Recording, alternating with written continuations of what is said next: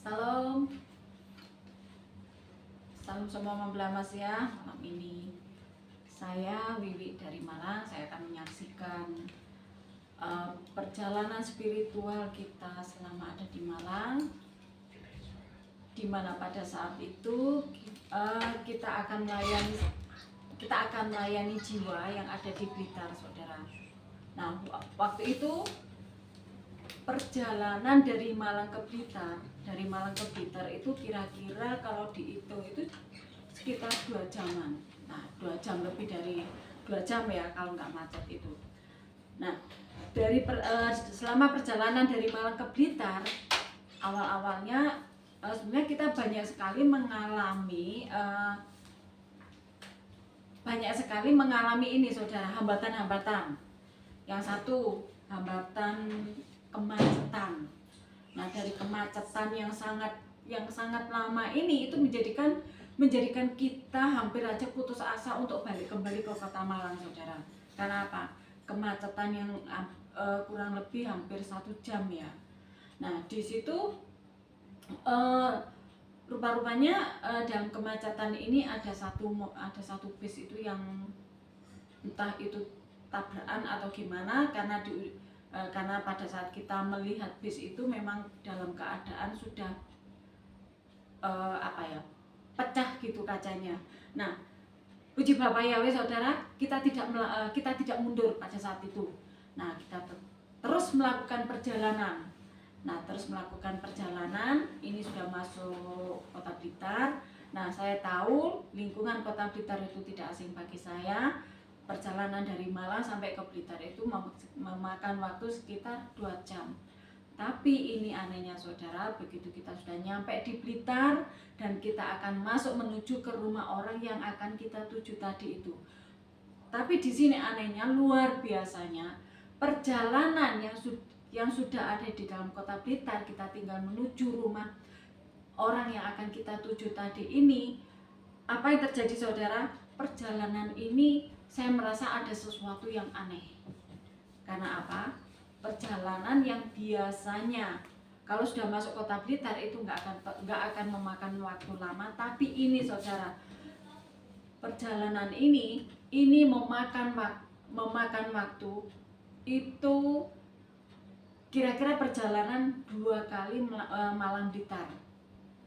Jadi kita sudah ada di Kota Blitar, tapi kita mencari rumah orang itu, ternyata perjalanannya ini memakan waktu 2 kali perjalanan Malang Blitar, saudara. Nah, perjalanan yang kita tempuh ini sangat aneh. Karena apa? Pada awalnya kita masuk perkampungan. Nah, setelah masuk perkampungan, kita menemukan ada apa? Sungai. Dan setelah menemukan sungai, kita menemukan ada hutan. Nah, ada hutan ini agak-agak ya lumayan ya, hutan ini agak luas sedikit. Tapi anehnya, saudara, setelah kita menemukan hutan yang ada dalam pikiran saya, itu ada kampung kecil. Ya, itu yang ada dalam pikiran saya. Tapi anehnya, setelah kita keluar dari hutan, kita menemukan kota, saudara. Kota yang sangat ramai. Nah, akhirnya di situ putar-putar lagi, kita masuk hutan lagi. Nah, putar lagi, kita masuk hutan lagi, kita masuk perjalanan yang sangat tidak mengenakan. Nah, kita masuk hutan lagi, keluar dari hutan, kita menemukan tempat yang ramai lagi. Ini sesuatu yang aneh, saudara. Karena kalau daerah Blitar, saya biarpun nggak hafal Blitar, tapi saya tahu. Tapi di sini saya bersyukur, Bapak Yahweh itu senantiasa melindungi anak-anaknya. Nah, di saat perjalanan yang kita tempuh hampir memakan waktu 5 jam, saudara.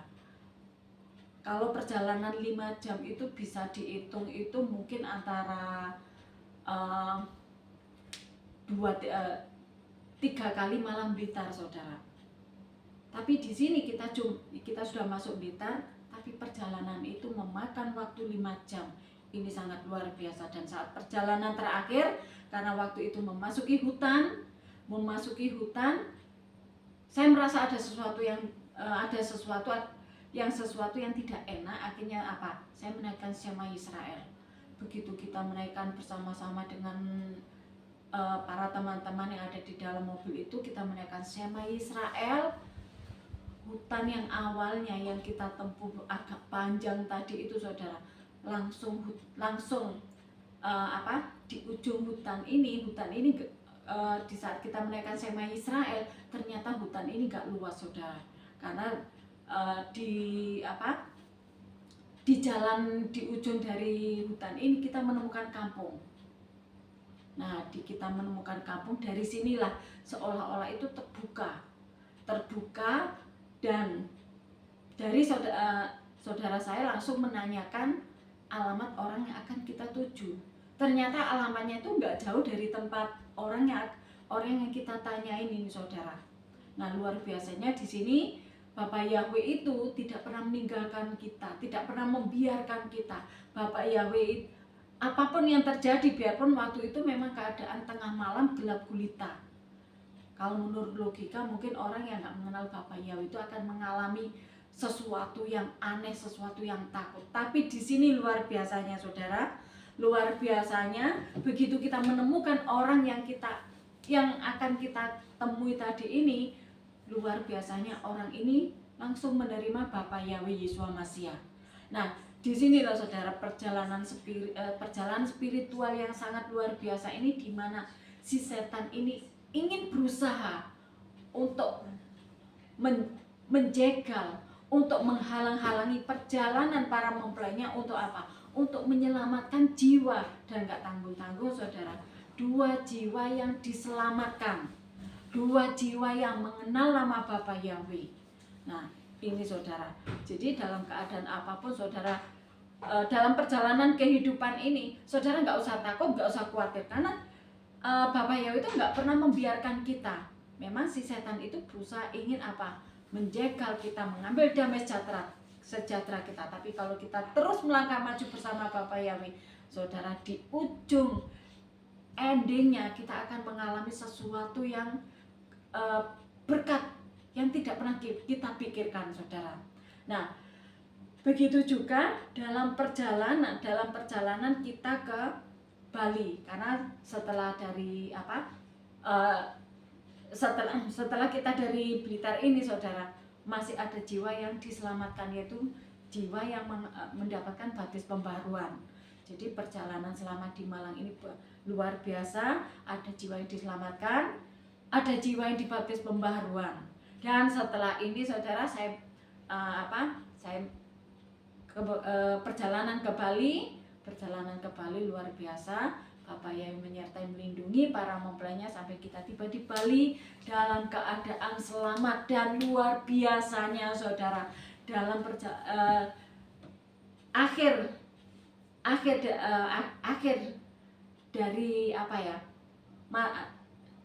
dari saya ada di Bali ini, saudara. Awalnya saya itu mau naik bis. Tapi Bapak Yahweh itu luar biasa, saudara. Karena sebelumnya saya itu pernah afirmasi, saya itu pernah mengucapkan kata-kata yang besar, bahwa apa yang kita ucapkan, apa yang keluar dari mulut kita, kalau kita menginginkan sesuatu, minta sesuatu, kita menginginkan itu, Bapak Yahweh itu memerintahkan kita itu untuk apa? Ngomong, untuk bicara. Jadi kalau kita menginginkan sesuatu, kita itu harus ngomong. Ya, kita harus ngomong. Apa yang jadi keinginan kita, ya kita ucapkan. Jangan, saudara, menginginkan sesuatu, melihat keadaan, kenyataan kehidupan saudara, yang mungkin kehidupan saudara saat ini sedang nggak punya uang. Ya, sehingga menjadikan keinginan saudara itu apa? Terhalangi. Sehingga saudara nggak punya pikiran, mustahil lah, Bapak, aku bisa sampai ke sini, mustahil lah, aku bisa memiliki sesuatu. Nah, saudara, ingat, apa yang saudara pikirkan, apa yang saudara ucapkan, baik yang baik, baik yang jahat, itu terjadi pada saudara. Saudara memikirkan sesuatu yang seolah-olah saudara telah mempunyai keinginan yang besar, mempunyai keinginan, mempunyai satu kerinduan untuk memiliki sesuatu yang besar. Tapi yang ada dalam mental block saudara itu mengatakan tidak mungkin. Lihat sendiri kamu. Kamu itu loh, kerja aja enggak. Gimana kamu bisa memiliki sesuatu yang besar? Saudara, apa yang saudara pikirkan, kalau memang saudara mengiyakan dengan pikiran itu, tidak akan pernah terjadi, saudara. Ingat, Bapa Yahweh Sang Maha Kaya. Bapa Yahweh akan memberikan apa yang menjadi keinginan saudara. Asal satu, antara hati dan pikiran harus selaras. Orang lain mau mengatakan mustahil. Ingat saudara, di dalam Bapa Yahweh tidak ada mustahil. Bapa Yahweh akan memberikan sesuatu yang menurut manusia itu mustahil. Bapa Yahweh akan memberikan. Biarpun kenyataannya kehidupan saudara saat ini biasa-biasa saja. Tapi kalau saudara menginginkan sesuatu yang besar, Bapa Yahweh pasti memberikan saudara. Saudara jangan pernah berpikir kira-kira dari mana, siapa yang akan memberi. Saudara nggak pernah berpikir. Bapa Yahweh sanggup memakai siapapun untuk memberikan berkat kepada kita, saudara. Ada orang yang gayanya itu sok pinter, sok ngerti, sehingga kalau ada orang ngomong, ada orang mengingini sesuatu, orang ini langsung, kalau bahasa Jawanya itu ngentai, ya ngentai, sehingga apa? Halah, gak usah terlalu muluk-muluk. Mustahil kamu bisa memiliki sesuatu. Ingat saudara, apa yang dipikirkan orang itu pasti terjadi, ya. Apa yang diucapkan orang itu pasti terjadi. Selamanya orang itu tidak akan pernah mendapatkan sesuatu. Tapi kita sebagai anak-anak Bapa Yahweh, kita memiliki Tuhan yang besar, Bapa Yahweh yang Maha Kaya Raya. Apa yang menjadi keinginan kita itu terjadi, saudara. Dan bukti terjadi itu adalah saat ini, saudara. Di saat saya akan kembali pulang ke Malang, ya, saya kembali pulang ke Malang.